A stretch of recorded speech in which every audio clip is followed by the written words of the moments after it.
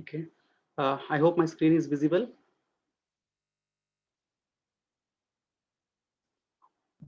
Yes, sir. Yes, sir. Okay. So just to give a quick recap, what we have done in previous class. So we started looking into the different conventions which we can provide, which we can use while writing the algorithm. Okay. So these are the 9 different conventions we do have. The comments. How can we use comments? A quick recap, students. Answer. How can we write comments Two in forward slashes. two forward slashes? Does algorithm supports multi-line commenting? No, sir. No. No. Very good. So block means how blocks are written in algorithm. Braces. A pair of curly braces, right? Okay. Then identifiers. What are the rules for identifiers here in algorithm? So always begin with alphabets. Yes, always begin with alphabets, and lowercase, uppercase, need not to worry, both are treated as same. Not even a single special characters are used in the algorithm. If required, we can use the numbers. That is an optional. Okay. Then next, assignment. So assignment operator in algorithm has 2 characters. That is, first is colon followed by equal to. So if you want to assign a value to a variable, then always we need to use the colon equal to sign as an assignment.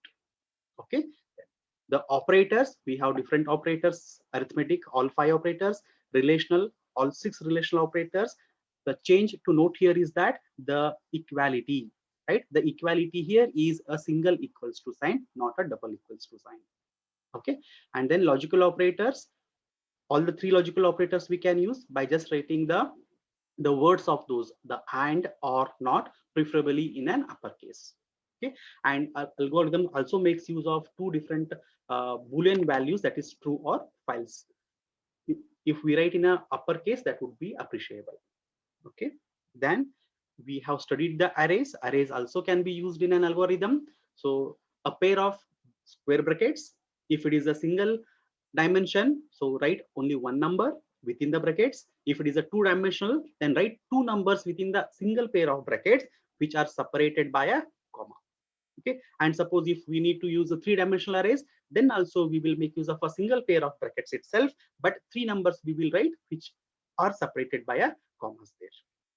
Okay. Then control structures. This is the classification of control structure. We have branching and looping. In branching, the sub classifications, the final classifications are a simple if else, and a case, while, for, and repeat until are the looping statements. Okay. So here to note, the important is given to the clauses, the then clause. So write the if followed by the condition and then corresponding statements. The same thing holds good even for the if else. Okay. Then control structure, the case. In case, we don't use the switch cases here, as unlike we use it in the C programming or a Java. But here it is a straightforward, just a clause case is used followed by a colon, and then the block is specified, and within the block we can write the conditions along with its respective statements, right? So conditions, before writing and after writing the conditions, we need to provide a pair of colons followed by the statement. If this particular condition 1 is true, then the statement 1 will be executed, and remaining all will be skipped and it will come out of the case. Suppose if the condition 1 is false, then it will look for the condition 2, and if this condition 2 is true, then the corresponding statement 2 will be executed, then the remaining statement will skip and it will come out of the case. In a case, in a condition where all the conditions are false, then the default, that is the else block of the case, will get executed. The else clause will execute. In that, we can write our default statements. Okay. And then while loop, it is exactly similar to what we have studied in C or a Java. Only the another clause we use a do after writing the condition. While condition do, a pair of braces that specifies the body of the while loop, and within that we can write the statements. The working of the while condition is, if the condition is true, then it will execute all the statements inside it, and it repeats through the process until that particular condition is true. Once the condition becomes false, then it will skip all the statements inside the while. The next one is a little important here because the writing convention is little different here. I hope you have followed in yesterday's class. That is for the for loop. So in the for loop, we initially write for, that is the clause, then the variable, that is increment variable or the counter variable, what we call, right? The var is equals to. Note here, the equals to symbol is what? Again, a colon and then equals to sign together. That is an assignment. So for variable with the initial value to the final value. So in this particular range between the initial value and the final value, the for loop has to be repeatedly executed, right? And then followed by an optional step clause. Optional step means what here? Suppose if we want to increment the counter, right? Say by 1, then we can specify it to be step 1. That says that the variable, counter variable will get incremented by 1 at every iteration.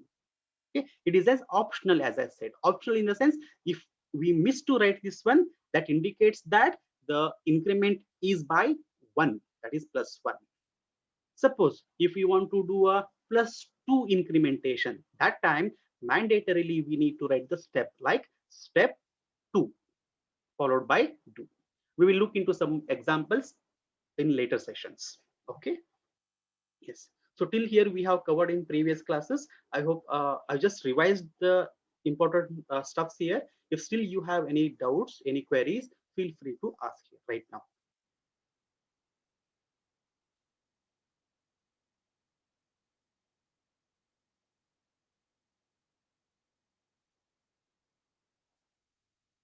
If no more queries, we will pitch into the next concept. That is one more looping structure, that is control structure, is the repeat until.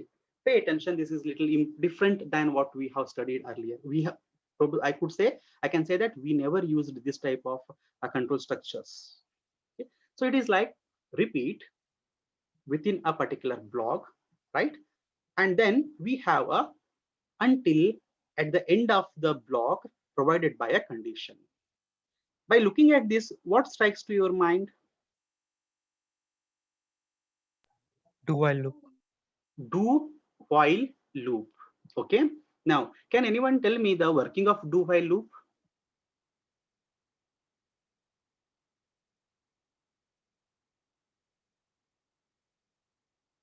Yes, anyone? How does this do while loop work?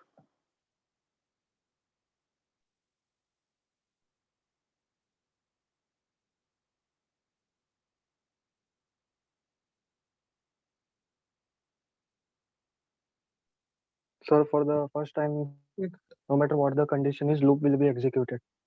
Okay. For the second iteration, the condition will be checked. If the condition is false, then the loop will not iterate. And if the condition is true, then the loop will work. Okay. So the point to highlight here is that it will start from the, very good, as what you said is correct. So it will start from execution of all these steps and it will come to the condition. See, I'm explaining do while loop, not the repeat until. So in that do while loop, what will happen? The condition is validated. If the condition is true, then it will execute, right? But now pay attention, the working of repeat until is different. Okay, now how it works, the repeat until is that repeat the execution of the statements within its block, that is within these particular brackets, whatever statements are there, repeatedly execute these statements until the condition is false. Yeah, you heard it correct, right? Repeat execution of all these statements until the condition is false. If condition becomes true, then don't repeat any statements, come out of the block. Got the difference? The major difference? It is exactly reverse of do while loop, isn't it? So we will start execution of the statements from statement 1, 2, 3. Everything will be executed. Then until the condition specified is a false. If it is a false, then it will go and execute. If the condition is true, then it will not execute. Okay, that is the major difference between the repeat until which we use in the algorithm with compared with the do while loop in a C programming or a Java. I hope you got the point here. Should I repeat once again or is it fine?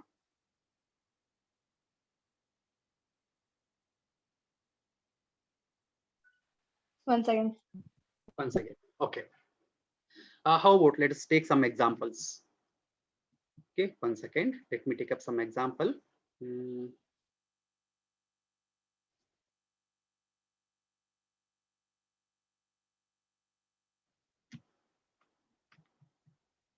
Okay, let's say assume I is 5. Okay, let me write it with respect to the convention. I is equals to 5. Okay, repeat within a pair of brackets. Okay, say I want to print something. To print the clause is write. So write I will write. Okay, and then I will do I say let's do in this way minus minus. We can't write I minus minus, rather we can write I is equals to I minus 1 until, okay, condition, no need to provide the brackets, condition I can provide here, I greater than say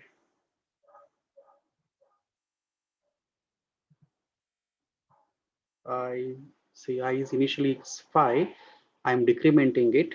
Okay, and so if I want to repeat through, the condition should be false here. So say I is greater than 0, is less than 0. Now, can anyone tell me how it will execute now?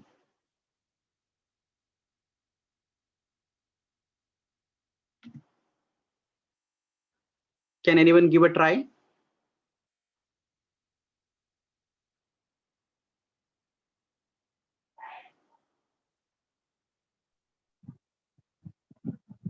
So first the loop will start, Mm, then 5 will be printed, mm, then it will be decremented, mm, then condition will be checked. Condition is false, so again it will go inside the loop, and these steps will be followed till I becomes 0. So okay. 0 less than 0 is Now also false. look at the condition here for the first time itself. What is the I value now for the first iteration? 4. So is 4 less than 0? Condition is false, right? Since condition is false, what it will do? It will again come and it will print I. Then again I will get decremented. This time I will become 3. Is 3 less than 0? Condition is false. It will again come into the loop. It will print I value. Then again it will decrement. Now I will become 2. So the condition will be checked. 2 less than 0. Again it is false, right? 2 is not less than 0. So it is false. It will again execute within its body. Then next time I will become 1. Yes. So is 1 less than 0? Is it true or false? Again it is false. So it will execute again. Next time I will become 0. Is 0 less than 0? No. So condition is false. Again it will come inside the loop. It will execute that, it will print I as 0. Then I will become minus 1. Okay. Now is this minus 1 less than 0 now? Yes, sir. So condition becomes true here. So since condition becomes true, what will happen? As per the functionality of a repeat until, this condition becomes true. This condition becomes true. So it will skip the execution, that is repetition of its block, and it will come out of the repeat until block. Okay, it is little difficult to understand at a first instance, because so many I can say that 3 semesters we are learning do while loop, right? So every time when the condition in the do while is true, it will execute. So all of a sudden it comes the other way. So it is little difficult to grasp at a one time, at a instance. Don't worry, so whenever we come up with the examples, we will discuss in detail. Okay. Is that clear now? Yes, sir. Okay. The next that is input and output operations. So input and output operations can be performed using the clauses. Input is performed using the read clause. Have you ever come across with this keyword or a clause read in any of the concepts which you have learned so far?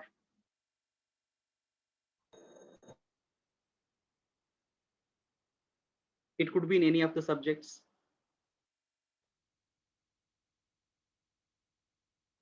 Can you recollect?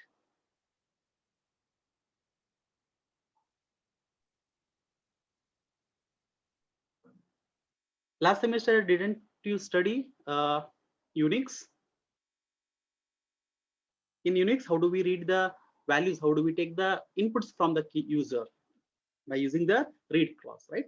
So the read clause is used to take the input.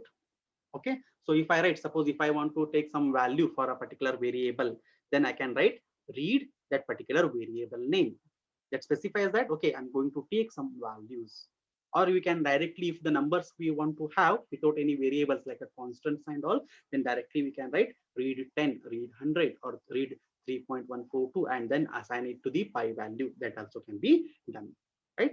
Suppose if you want to read multiple values, then we can write multiple variables followed by the read, but the variable should be separated by a comma, or standard convention, right? For the output operation, we need to use the clause called as write. Read, write, very simple words, right? For example, if I want to print some values of a variable, so write var. So here var is the variable. So when write var is written, it means that I'm going to print the value of that particular variable.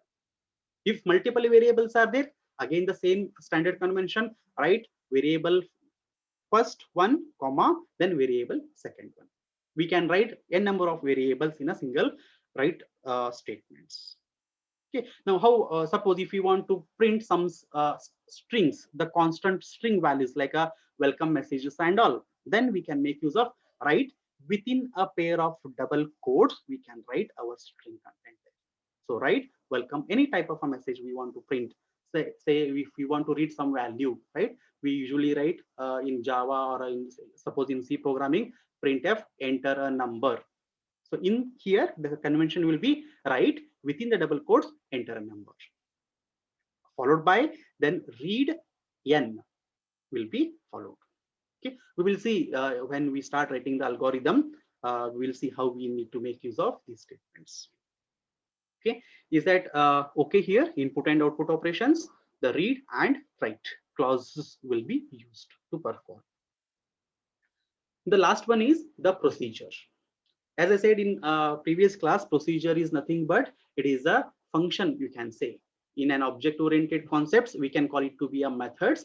In a procedural-oriented concepts like a C programming, we can call it to be a functions. Suppose if the user, we want to include a user-defined functions, right? So in algorithms, we should not use the word functions. Rather, we need to use the word called as, or the clause called as procedure, right?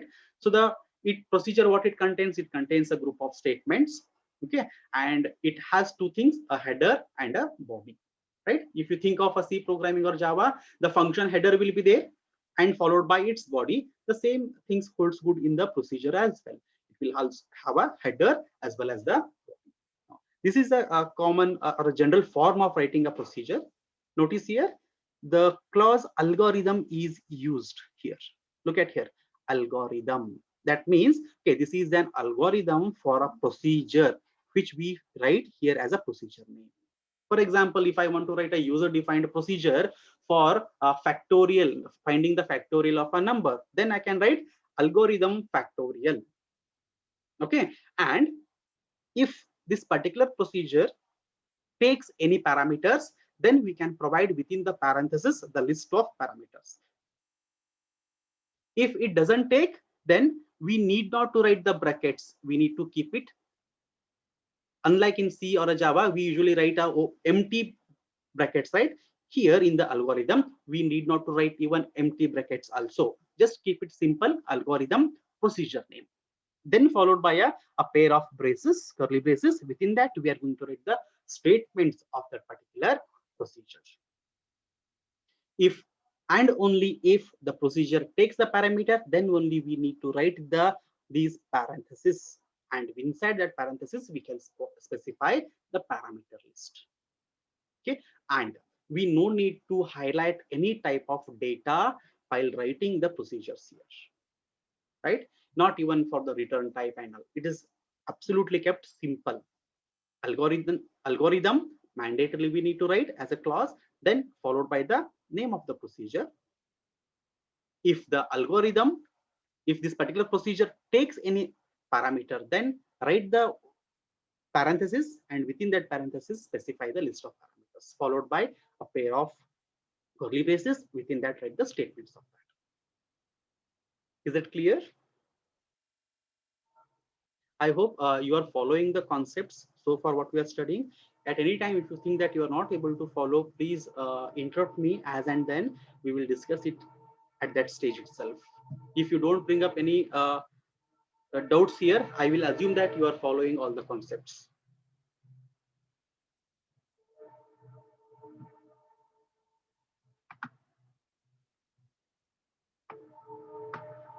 Okay, proceeding further with the examples here.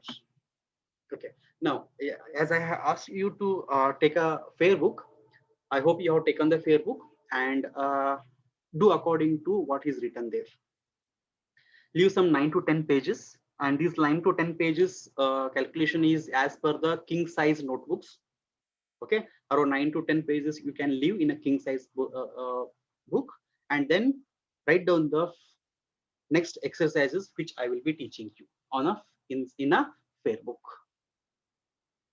And if you are using a bigger long books or any bigger notebooks, then according to that particular calculations, you can leave approximately number of pages. I will give you the notes of these 9 to 10 pages after in another couple of days, so that you can fill in those notes and then continue with the further notes.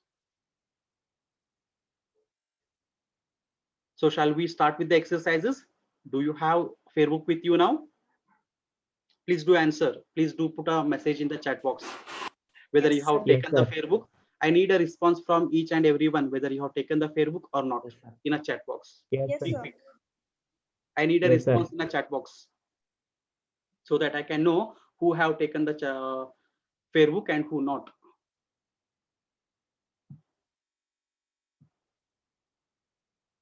If you don't put any message, that I will assume that you have not taken, and it is your responsibility to write the notes. Okay, well, the first one, very simple. Write an algorithm to swap values of two variables, right? So there are different approaches or the different techniques we can make use of. Let us go ahead and try to write a solution for this. Okay, so let me do one thing. Let me try to solve it simultaneously in a notepad so that you can also write it. Okay. Yes. Are you able to see the screen properly? The font size is okay, or I need to increase the font size here? No, sir, it is correct. It is okay. If any one of you feel that the font size is smaller, please do let me know. I will increase the font size. Okay, so first one. Now, what do you think, students? How do we need to write the algorithm here? First, let me go with the first one. Since it is the first example, let me write it first. And later you can help me in writing the other examples to solve other examples. So as I need to write a procedure here, right? I need to write a procedure. So the convention for the procedure is what?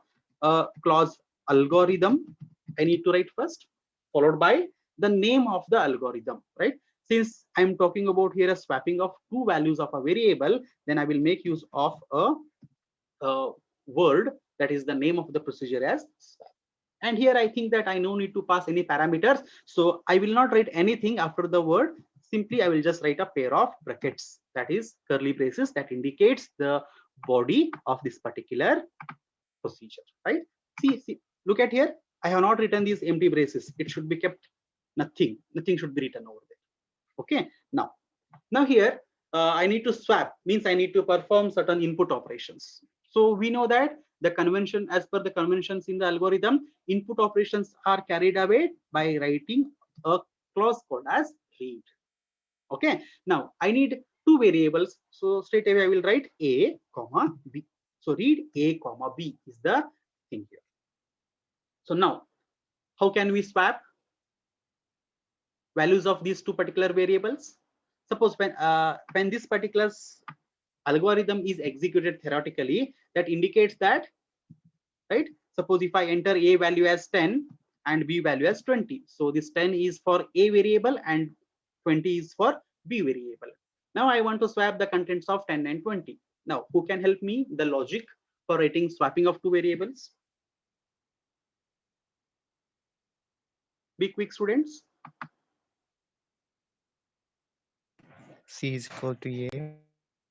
C is equals to A. Now how this assignment is done here? Is it like this? C is equals to A. Colon is Yes, it should be colon is equals to C colon is equals to A. Okay, then next A is equals to B, then B is equals to B is equals to C. Correct. So these three lines will are the logic to interchange or the swap the values of A and B. So once it is done, we need to display a message, right? We need to perform output operation. So to perform output operation, simply we can write A comma B. The things to notice here is that the assignment operations. Look at here, colon equals to. Okay, and if you look at all these statements, I have not used semicolons. See, I have not written semicolons in any of the statements. It is absolutely the correct convention not to write semicolons in the algorithms. Sometimes what happens, few students since they have practiced, they have learned in C and Java, they will go ahead and write a semicolon for every statement.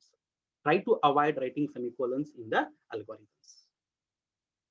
Okay, is this understood?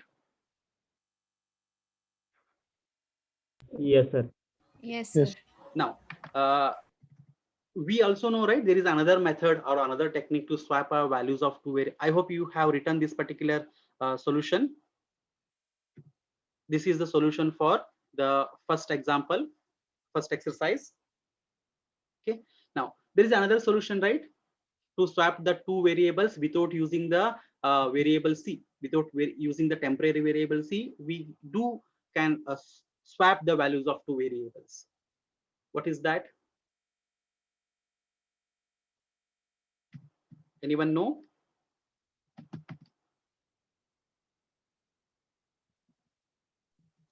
Adding and subtracting. This is with using temporary variable, right?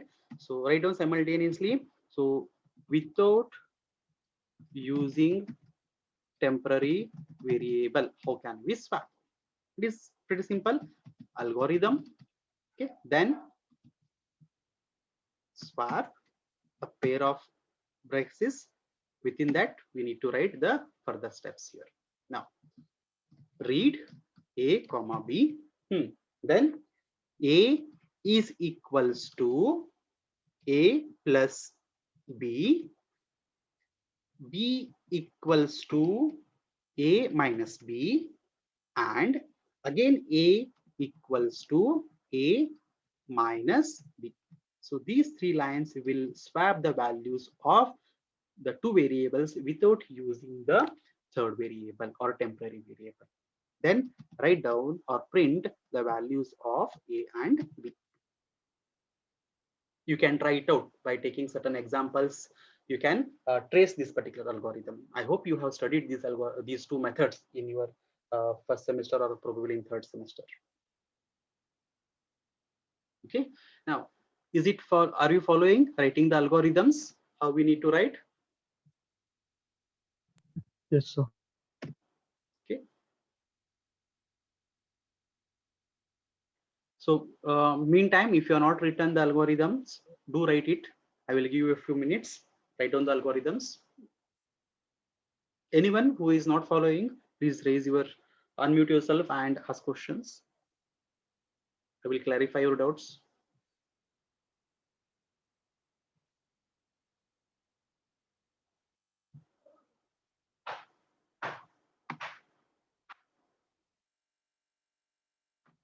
Okay. Mahesh, are you there, Mahesh?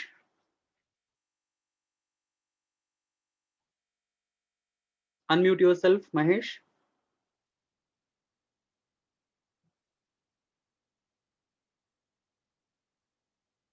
See, if you guys don't respond during the class, then later, even though if you put in your attendance, I may have to exclude you from the attendance. I don't want students just to log in here and then do the subs. Just give the attendance at the end of the class. I'm just taking the attendance from Mahesh. If he is not responding, then he is absent for the class.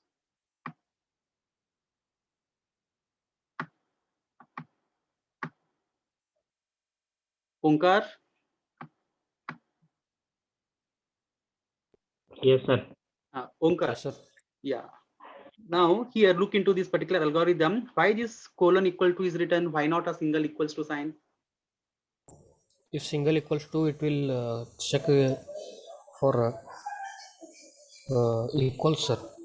If C is equals to A. For the equality. Very good. Yes. Pallavi, Hiremat. Yes, sir.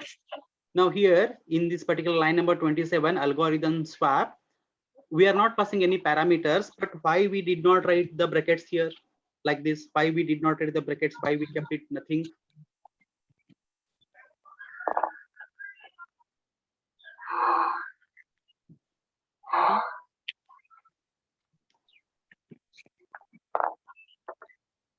Can anyone answer to the question?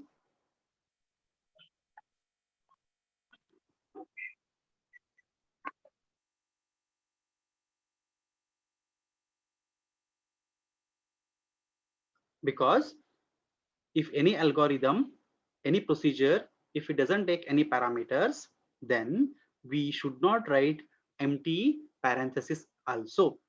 We should not write empty parenthesis. Okay. Yes. Have you written all the notes, all these two exam exercises? Yes, sir. Okay. Yeah. I will go with a slow pace for a few classes. I want everybody to pick up the concepts. Okay. Okay. Go ahead and enter your attendance, students.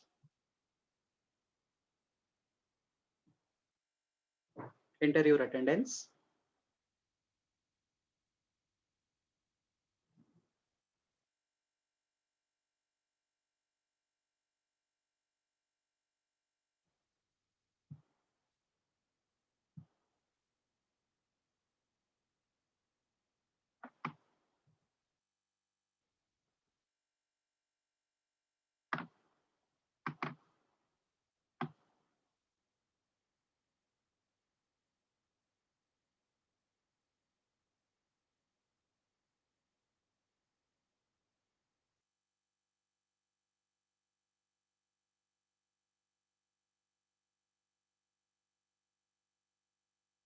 Okay. Sir, please can you explain without using temp variable once again? Without using temp variable, yes, ma. I will just explain. We have just 2 minutes of a time. Suppose consider an example here. A is 10 and B is 20. I'm just trying to trace it. Okay. Now here at the end of this particular statement execution, what is the value of A? It is A plus B. So 10 plus 20, it is 30. So now A is having 30 value, right? Then next statement is what? B is equals to A minus B. So now what will be the B value? A minus B. So A is what? 30 minus B. B is what? 20. So when you solve this one, you get B as 10. So at end of this statement, B value is 10. Okay. Then the third statement of this. So here A, we are assigning, calculating some value. So what is this? A is equals to A minus B. So if you look here, A value is what? 30. So it is 30 minus B value. What is B value? It is calculated here. So the new value of B is 10. So it is 10. So 30 minus 10 is going to be 20. So we got A as 20 here. So A value will become 20 and B becomes 10. And we are going to print those things as A as 20, B as 10. So this is a quick tracing of this particular algorithm.